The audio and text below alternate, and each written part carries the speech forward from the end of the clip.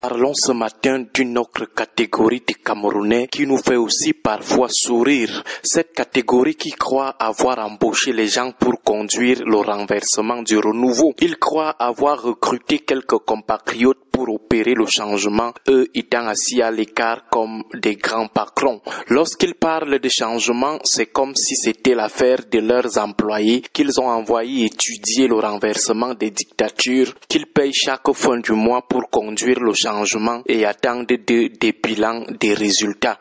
Les mecs sont assis là au quartier, ils ne contribuent à rien pour qu'il y ait changement, mais chaque jour ils exigent des résultats. Ce sont vos tâcherons? Non. Ce sont vos employés, ce sont vos sous-traitants, vous leur payez combien pour être si exigeants? Engagement dans les partis politiques, on ne vous voit pas. Engagement dans la société civile, on ne vous voit pas. Sensibilisez même vos familles sur la nécessité de bousculer les gens du 6 novembre de leur ligne de certitude, rien. Voire même sur vos pages Facebook quelque chose ayant trait à la gestion du pays, rien. Vous voir même partager les publications de ceux qui sont engagés, rien. Sortir même un franc pour contribuer aux initiatives citoyennes, même en coulisses, zéro macabo. Mais les gens sont toujours là, assis gaillardement au bar, au tourne-dos, en train de demander ce que l'opposition a déjà fait, on a vu. Et ils ont alors fait quoi? On a aussi vu. On a l'impression que si les choses changent dans ce pays, les bénéficiaires seront les seuls engagés d'aujourd'hui. Si les délestages s'arrêtent un jour, ça profitera aux seuls engagés pour le changement. Ils sont assis là, ils ne mesurent pas les sacrifices des uns et des autres, mais banalisent leurs efforts. En plus, ils sont exigeants.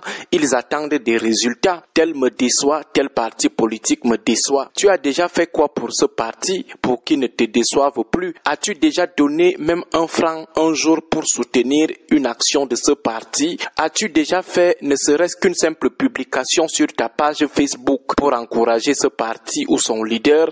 Jamais. Mais vous attendez de lui le résultat. Hier, nous avons participé à un webinaire sur le changement au Sénégal. En écoutant les copanélistes sénégalais, nous avions un peu honte de nos ambitions de changer, de bousculer les choses ici au Cameroun. En termes d'engagement devant les Sénégalais, nous ne sommes que des petits nullards. Au Sénégal, on a les professeurs d'université dans la rue. On les voit sur le terrain de la mobilisation pour le changement. Chez nous, lorsqu'ils font beaucoup, c'est bavarder dans les groupes WhatsApp ou sur les plateaux télé. Les gens veulent le changement étant assis chez eux. Ils veulent le changement sans vouloir participer, sans vouloir contribuer. Regardez la diaspora camerounaise. Combien participent aux mobilisations de cette diaspora? Combien contribuent financièrement aux activités de lutte pour le changement? Combien? Et il y a certains en diaspora qui exigent de leurs compatriotes en diaspora là-bas l'argent de transport pour participer à une mobilisation. Mais les gens vous donnent des leçons de mobilisation. Ils vous trouvent mous, amorphes. Pourtant, ils sont eux-mêmes incapables de dénoncer le régime de Yaoundé sur leur page Facebook. Quitter Yaoundé pour arriver à Doumétan ou à Mindourou, ils ne savent pas ce que ça coûte. Mais ils vous disent non, il faut que les choses changent. Que ça change avec le bavardage sur les réseaux sociaux. Le Sénégal, ça a été la mobilisation des ressources humaines, logistiques et financières. L'opposition des salons de coiffure où les gens bavardent seulement comme ça lorsqu'on les coiffe. L'opposition des bars parce qu'on a bu du vin et on commence à parler aussi en vin. Ça ne peut pas passer avec l'ordre de 82. Il faut faire le terrain. Il faut être présent dans les 360 communes. Le Cameroun, ce n'est pas seulement Yaoundé, Douala, ni Facebook, TikTok ou WhatsApp. Les élections municipales qui s'annoncent, les partis d'opposition doivent avoir les candidats dans les 360 communes pour ne pas se faire huer après par le RDPC qui a toujours les moyens humains et financiers pour avoir des listes partout. 360 communes, il faut environ 10 339 candidats à chaque parti d'opposition. Il faut déjà trouver ces 10 339 candidats. Équation laborieuse parce que certains attendent que ces partis aillent chercher des candidats dans la planète Mars. Eux, ils ne veulent pas s'engager, mais attendent que l'opposition aille à Mars trouver les 10 339 candidats pour pour couvrir les 360 communes. En plus, il faut des cautions pour ces 10 339 candidats. Il faut en tout à chaque parti 517 millions de francs CFA, rien que pour les cautions des élections municipales. Pas l'argent des campagnes dans chaque commune ou l'argent de la communication. 517 millions juste pour des cautions. Chaque parti d'opposition doit trouver cet argent à Mars ou à Jupiter, avec des gens qui sont incapables de cotiser un franc. Et face à un RDPC qui a dans chaque commune au moins 2 à 3 voleurs de la République, vous voulez que l'opposition affronte financièrement le RDPC comment? Qu'on ne se trompe pas, les élections c'est aussi une affaire d'argent. Les Donald Trump présentés comme des milliardaires font aussi recours à des fundraising parce qu'ils savent que c'est aussi une affaire de beaucoup d'argent. En diaspora, ceux qui contribuent, c'est la même poignée de personnes, soit pour le MRC, soit pour le PCRN. La même poignée de personnes. Plus de 60 000 Camerounais sont installés en France. Mais combien donnent leur 1 franc? Combien parlent même de politique sur leur page Facebook? Mais tous exigent des résultats. Après, les gens vont se comparer au Sénégal où la diaspora a fait fort en 2024 en termes de mobilisation de fonds. Les gens veulent seulement le changement en bavardant dans les bars ou en postant leurs photos dans les micros devant le statue de la Liberté ou devant la Tour Eiffel. Le changement en tout temps a toujours été une histoire d'une petite poignée de personnes qui sont convaincues que même si eux loupaient, ils auront toujours raison d'avoir d'avoir occupé ce temps-là pour libérer leur peuple. Et la meilleure façon, ou bien la façon la plus facile de distinguer entre ceux qui savent faire le sacrifice pour participer à la libéralisation des peuples et ceux qui n'en font rien, c'est qu'en cas de situation, eh bien, c'est très facile de pointer du doigt. Vous avez récemment connu, avec le conflit Mincet-Fecafoot, une nouvelle génération de défenseurs de droits humains, de l'injustice, qui subitement, non seulement s'acharnent contre ceux qui ne voient pas les choses comme eux, mais n'arrivent pas, surtout cette capacité, à ne pas comprendre pourquoi certains militants du MRC demanderont à Samuel Eto'o de continuer à respecter son père comme il a fait au passé. Et ils disent que tout cela se fait au mépris de la loi. Non. C'est comme tous ceux-là qui restent, ils croisent les doigts. Je vais vous raconter quelque chose qui s'est passé à Tico dernièrement quand on est parti. Et j'ai encore entendu, il y a un militant sur un plateau, un militant du MRC sur un plateau hier, que quand j'ai suivi sa façon de faire, j'ai compris en réalité qu'il y a des militants dans la Renaissance qui ne sont là encore que par coquille. C'est-à-dire, ils se sont vidés de leur substance et observent, voient ce qui va se faire. Un militant du MRC sur un plateau de télévision qui ne salue pas les prisonniers politiques. Il confond des problèmes qu'il a dans son quartier avec ses investissements. Et à la suite, lorsqu'il veut faire référence au parti, il dit le parti dont je représente. Il parle du professeur Maurice Kampe. Un vrai communicant du MRC ne fera jamais ce genre de façon.